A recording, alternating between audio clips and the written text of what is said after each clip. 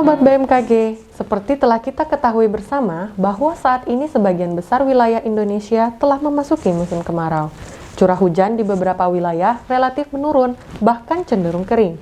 Di beberapa wilayah seperti Sumatera dan Jawa, kondisi cuaca yang panas dan kering akan meningkatkan potensi kebakaran hutan dan lahan. Jika ditinjau dari parameter cuaca, wilayah mana sajakah yang perlu waspada terhadap potensi kebakaran hutan dan lahan untuk sepekan ke depan? Bagaimana sobat bisa memantau informasi kebakaran hutan dan lahan beserta prediksinya? Berikut informasinya. Beragamnya faktor pembentuk cuaca di wilayah Indonesia, kemudian karakteristik tiap wilayah yang unik mengakibatkan perbedaan pola cuaca antara satu wilayah dengan yang lainnya.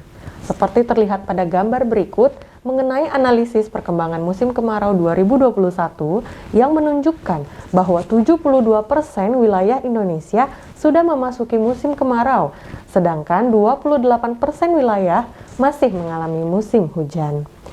Sebagian besar wilayah Sumatera, Jawa, Bali, dan Nusa Tenggara telah mengalami musim kemarau, sementara di sebagian besar Kalimantan, Sulawesi, Maluku, dan Papua umumnya berada pada musim hujan. Peta monitoring hari tanpa hujan juga menunjukkan bahwa wilayah Sumatera, Jawa, Bali, dan Nusa Tenggara rata-rata memiliki hari tanpa hujan dengan kategori pendek hingga panjang, atau umumnya tidak hujan dalam 6 hingga 30 hari terakhir.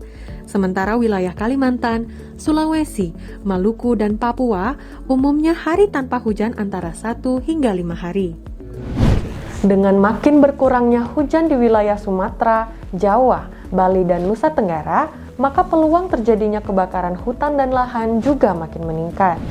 Kebakaran hutan dan lahan merupakan bencana yang terjadi tiap tahun pada musim kemarau dan di daerah yang memiliki banyak lahan gambut, seperti di Sumatera dan Kalimantan. Salah satu dampak negatif dari kebakaran hutan dan lahan ialah munculnya asap yang menyebabkan kualitas udara menjadi buruk, serta terganggunya transportasi udara akibat jarak pandang yang menurun. Kebakaran hutan dan lahan dapat dipantau melalui pemantauan titik panas atau hotspot menggunakan citra satelit. Berdasarkan pantauan sebaran titik panas melalui satelit MODIS pada tanggal 28 Juli 2021, titik panas dengan tingkat kepercayaan tinggi di wilayah Sumatera berjumlah 8 titik yang tersebar di Provinsi Riau dan Sumatera Selatan. Sedangkan di Kalimantan berjumlah 16 titik yang tersebar di Provinsi Kalimantan Barat dan Kalimantan Utara. Dalam 10 hari terakhir, jumlah titik panas terbanyak dengan tingkat kepercayaan tinggi di Sumatera terdapat di Provinsi Riau dengan 39 titik, sedangkan di Kalimantan terdapat di Provinsi Kalimantan Barat dengan 72 titik.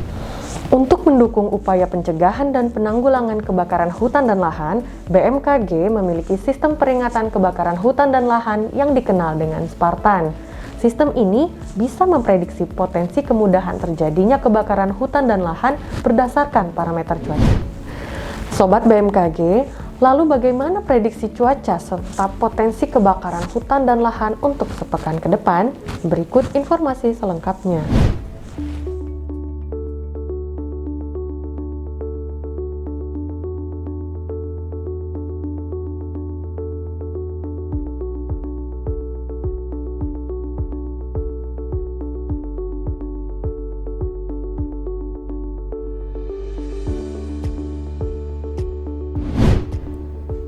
Prediksi potensi kebakaran untuk sepekan ke depan.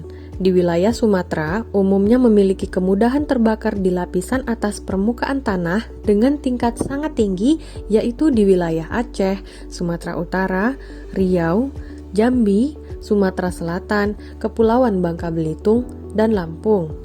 Sementara untuk wilayah Kalimantan, tingkat kemudahan terbakar di lapisan atas permukaan tanah yang sangat tinggi terdapat di sebagian wilayah Kalimantan Barat, Kalimantan Tengah, Kalimantan Selatan, dan Kalimantan Timur.